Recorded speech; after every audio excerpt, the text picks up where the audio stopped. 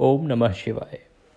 आइए बात करते हैं प्रदोष व्रत की। दिसंबर मास या कहें कि जो मार्गशीर्ष मास है, अगहन मास है, इसका पहला प्रदोष है, कृष्ण पक्ष का प्रदोष व्रत है। ये कब है और इस दिन हमें जो कथा है वह कथा हम श्रवण करेंगे। कथा आरंभ करने से पहले आप सभी जानते हैं कि प्रदोष व्रत भगवान शंकर के आशीर्वाद को प्राप्त करने के लिए सबसे उत्तम और सबसे आसान पूजा है। भगवान शिव की पूजा, माँ पार्वती की पूजा प्रत्येक त्रयोदशी को प्रदोष काल में की जाती है और ऐसा करने से हमें भगवान शंकर, माता पार्वती का आशीर्वाद प्राप्त होता है और हमारी तमाम मनोकामनाएं, जिस भी मनोकामना से हम यह व्रत करते हैं वह अवश्य ही पूरी होती है। तो इसके लिए सबसे ज़रूरी है कि आप ब्रह्म मुहूर्त में उठ के पूजा पाठ करें और उसके बाद आप शाम को जो प्रदोष काल का समय होता है उसमें अवश्य पूजा करें भगवान शिव की।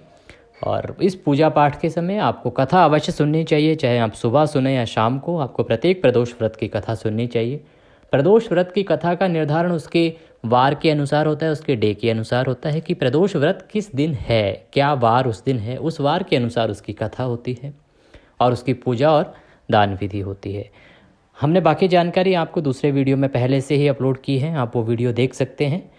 अभी हम सुनेंगे कथा, जो कि प्रदोष व्रत कथा है। आइए पहले कथा आरंभ करते हैं, उसके बाद आपको वीडियो के अंत में आपको बताएंगे कि प्रदोष व्रत ये कब है और प्रदोष काल का समय कब है, किस समय आपको शाम के समय में पूजा करनी है। शांत चित्त होकर बैठ जाएं, भगवान शिव के शरणों में अपने ध्यान को लगाएं और कथा सुनना आरंभ करें। एक ग्राम में अति दीन ब्राह्मण निवास करता था। उसकी साध्वी स्त्री प्रदोष व्रत किया करती थी। उसे एक ही पुत्र रत्न प्राप्त था। एक समय की बात है, वह पुत्र गंगा स्नान करने के लिए गया। दुर्भाग्यवश मार्ग में चोरों ने उसे घेर लिया और वे कहने लगे कि हम तुम्हें मारेंगे नहीं, तुम अपने पिता के गुप्त धन के बारे में हमें बतला दो। बालक दीन भाव से कहने लगा कि बंधुओं, हम अत्यंत दुखी और दीन हैं, हमारे पास धन कहाँ है। तब चोरों ने कहा कि तेरी इस पोटली में क्या है बंधा है। बालक ने निसंकोच कहा कि मेरी माँ ने मेरे लिए रोटियां दी हैं। यह सुनकर चोरों ने अपने साथियों से कहा कि साथियों, यह बहुत ही दीन दुखी मनुष्य है, अतः हम किसी और को लूटेंगे। इतना कहकर चोरों ने उस बालक को जाने दिया। बालक वहाँ से चलते हुए एक नगर में पहुँचा। नगर के पास एक बरगद का पेड़ था। वह बालक थका हुआ था, उसी बरगद के वृक्ष की छाया में सो गया। उसी समय उस नगर के सिपाही चोरों को खोजते हुए उस बरगद के वृक्ष के पास पहुंचे और बालक को चोर समझकर बंदी बनाकर राजा के पास ले गए। राजा ने उसे कारावास में बंद करने का आदेश दे दिया। ब्राह्मणी का लड़का जब घर नहीं लौटा तब उसे अपने पुत्र की बड़ी चिंता हुई।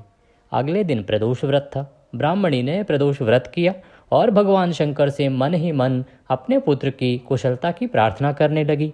भगवान शंकर ने उस ब्राह्मणी की प्रार्थना स्वीकार कर ली। उसी रात भगवान शंकर ने उस राजा को स्वप्न में आदेश दिया कि वह बालक चोर नहीं है, उसे प्रातः काल छोड़ दे, अन्यथा तुम्हारा सारा राज्य वैभव नष्ट हो जाएगा। प्रातः काल राजा ने शिवजी की आज्ञा अनुसार उस बालक को कारावास से मुक्त कर दिया। बालक ने अपनी सारी कहानी राजा को सुनाई। सारा वृतांत सुनकर राजा ने अपने सिपाहियों को उस बालक के घर भेजा और उसके माता पिता को राज दरबार में बुलाया। उसके बाद माता पिता बहुत ही भयभीत थे। राजा ने उन्हें भयभीत देखकर कहा कि आप भयभीत ना हो, आपका बालक निर्दोष है। राजा ने ब्राह्मण को 5 गांव दान में दिए, जिससे कि वे सुखपूर्वक अपना जीवन व्यतीत कर सकें। इस तरह ब्राह्मण आनंद से रहने लगा। शिवजी की कृपा से उसकी दरिद्रता दूर हो गई और उसका पुत्र रत्न भी बच गया।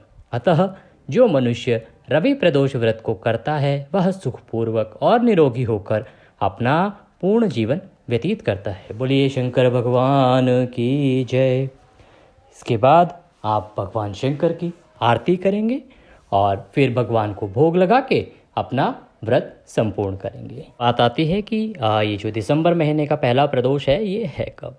देखिए 10 दिसंबर के दिन रविवार को सुबह 7:13 से त्रयोदशी तिथि आरंभ हो रही है और इस तिथि की समाप्ति हो रही है 11 दिसंबर के दिन सोमवार को सुबह 7:10 पर।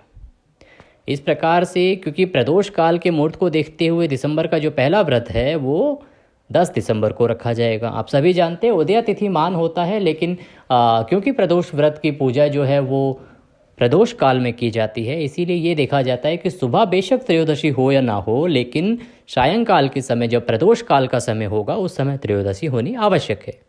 और 11 दिसंबर को सूर्योदय में तो त्रयोदशी है, लेकिन सायंकाल के समय त्रयोदशी नहीं रहेगी। दिसंबर को पूजा का जो समय रहेगा या जो हमारा प्रदोष काल का समय रहेगा वो रहेगा शाम को 5:25 से 8:08 तक।